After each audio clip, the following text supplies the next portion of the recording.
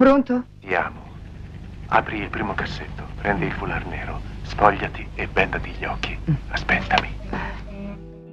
Benvenuti amici della Soffitta di Pippo. Oggi torniamo a esplorare insieme le pagine più intriganti e a volte sorprendenti della cultura popolare italiana, raccontando le vite e le carriere di donne che hanno fatto discutere, sognare e, perché no, arrossire intere generazioni. Prima di cominciare, vi invito come sempre a iscrivervi al canale e ad attivare la campanella per non perdere neanche una puntata del nostro viaggio nella memoria collettiva. Pronti per scoprire la storia di oggi? Bene, oggi ci occupiamo di Eva Orlowski, nome d'arte di Luisa Lidia Ada Cavinato, nata a Genova il 1 gennaio 1956, attrice nota principalmente per le sue partecipazioni ai film per adulti, prodotti tra la fine degli anni 80 e l'inizio dei 90. Ma attenzione, la sua storia è molto più ricca e sfaccettata di quanto possiate immaginare. La nostra Eva, prima ancora di affacciarsi nel mondo dello spettacolo, aveva seguito una carriera completamente diversa. Diplomata infatti in scienze infermieristiche, per anni lavora come addetta alla sala operatoria nell'ospedale San Martino di Genova.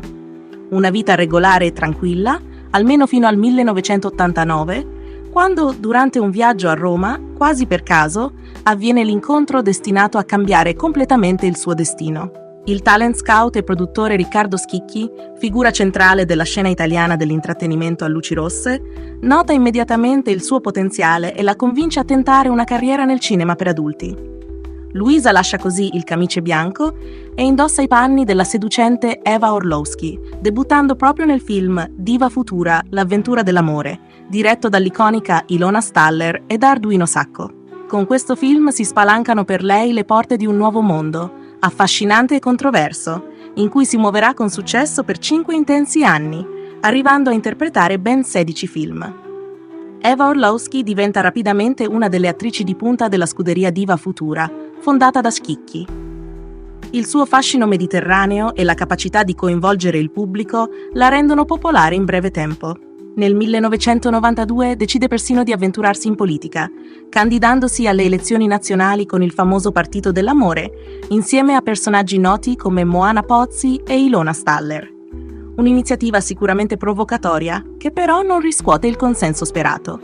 Non scoraggiata dall'insuccesso elettorale, Eva lascia nel 1994 Diva Futura e prova il grande salto nella produzione cinematografica indipendente, realizzando un film fantasy erotico intitolato Streghe di Darashk. La pellicola però non ottiene i risultati sperati e rappresenta il suo ultimo progetto davanti alle telecamere. Decisa a voltare pagina, nello stesso anno acquista una cascina a Castelnuovo Bormida, in Piemonte, trasformandola nell'agriturismo e ristorante Cascina Orlowski. Eva si scopre imprenditrice e appassionata di cucina, tanto da assumere la presidenza della sezione alessandrina dell'Unione Cuochi Europei. Nel 1997 torna nuovamente a tentare la strada politica, questa volta candidandosi come sindaco del piccolo comune piemontese con una lista civica. Non riesce a vincere, ma con 113 preferenze ottiene comunque un posto nel consiglio comunale. Nel 2000 si candida anche alle regionali piemontesi con i Liberal Sgarbi, ma questa volta senza successo.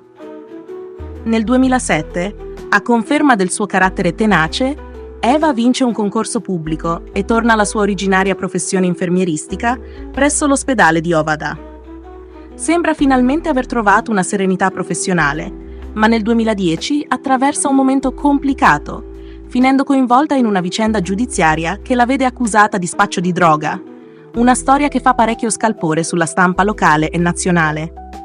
Dopo questa brutta parentesi, Eva riesce comunque a riprendersi, tornando a lavorare come infermiera ad Ovada, dimostrando una straordinaria capacità di ripartire e affrontare con dignità anche le situazioni più difficili.